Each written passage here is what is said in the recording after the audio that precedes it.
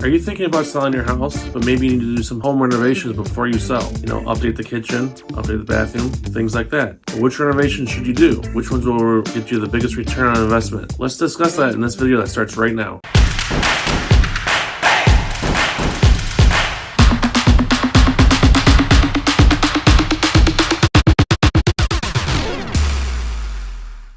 Hi, I'm Chad Scott with eXp Realty. If you haven't already, please hit that subscribe button down below and the like button to like this video. I really like to feel the love from all of you guys. Hit the bell if you'd like to be notified of new videos that drop every Monday at 10 a.m.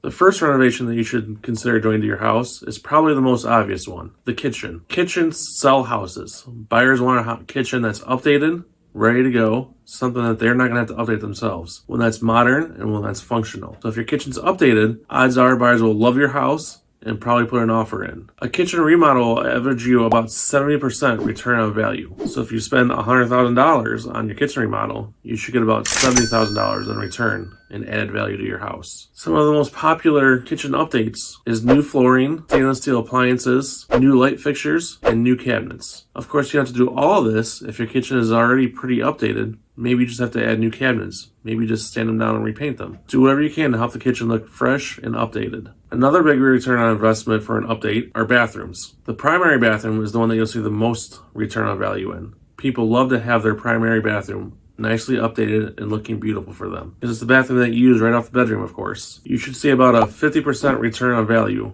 for updating your bathrooms. Similar to the kitchen, the most common and popular updates for a bathroom are new flooring, new light fixtures, and new counters. People love to see the fresh, new look that you can do with the bathroom. Another popular update you can make to the whole house is hardwood flooring throughout the house. Hardwood floors have been super popular for years and continue to be very sought after and super popular for most buyers. If you have old or dingy looking carpeting, strongly consider replacing it with hardwood flooring. Inexpensive hardwood flooring, it'll add a lot of value to your house. And when buyers walk in, they'll say, wow, we love this flooring. When you go with hardwood flooring, you'll get all or more of your investment back when you decide to sell your house. That's how popular hardwood flooring is in houses. Of course, one of the cheapest and most common ways to update your house is fresh paint. When choosing a paint color, make sure you stick with a neutral, light color tone. And make sure you paint the whole room the same color.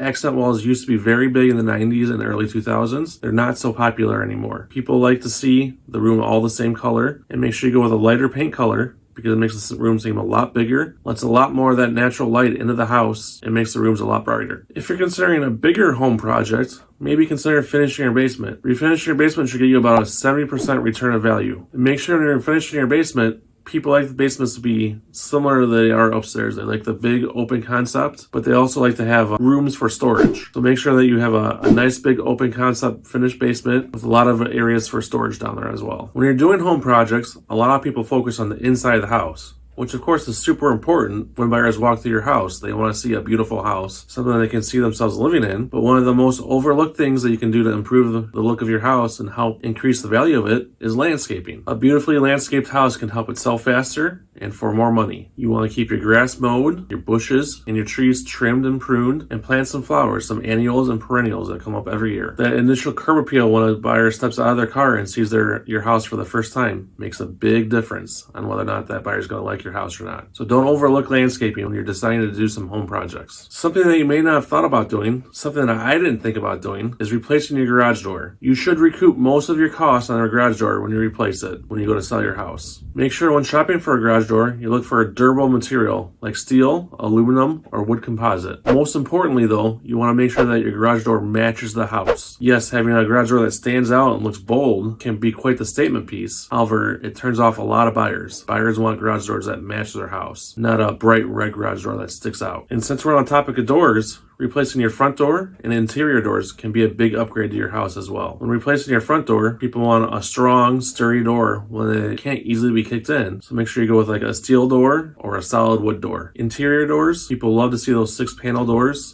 I know they're harder to find, but if you can find a solid door that's even better. I get a lot of questions from my buyers about storm doors. Chad, should we install a storm door on our front or back door? If you like a storm door, put it on. It won't necessarily turn off buyers. It won't necessarily make them love your house. Storm doors are kind of a thing of the past. I know a lot of houses do still have them. So if you like a storm door, by all means put it on. But it won't sell your house, and it won't not sell your house. So storm doors are just up to you, whether or not you like them or not. Going back to the outside of the house, you can add some stone or veneer to the outside of your house. This should get you about a 92% return on investment. You don't need to add stone or veneer to the whole house, just like the supporting columns of your front porch, or maybe like the lower half of your garage, or just one wall of your house. Putting stone or veneer on any one of those areas should definitely get you that return of value that you're looking for on your house. Another big upgrade that you can make to the outside of your house is add a deck or porch. A lot of people love making memories on their decks in the summertime and springtime. Make sure when you're adding a deck though, or a porch, that you use a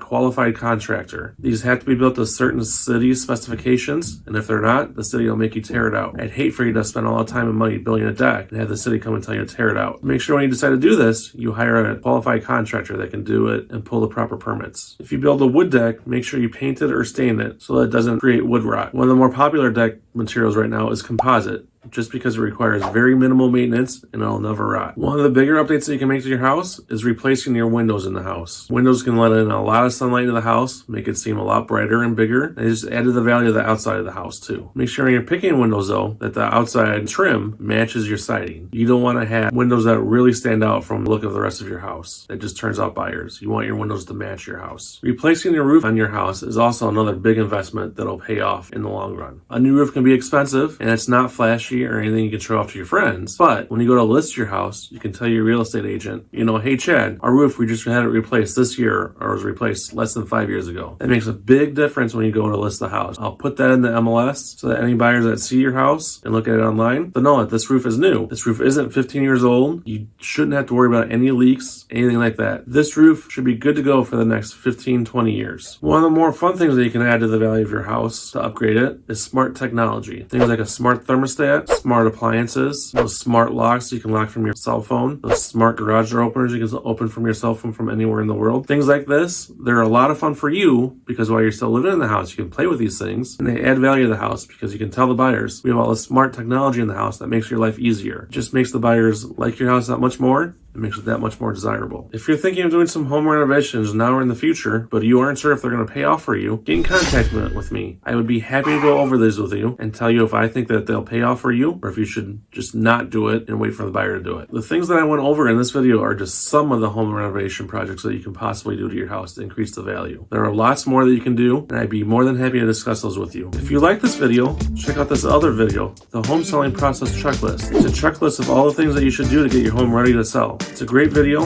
You'll definitely love it. Thank you so much for joining me this week. I hope you enjoyed this video. Please let me know that you liked it by hitting the subscribe button down below and hitting the like button. Have a fantastic week, and I'll see you back here on Monday.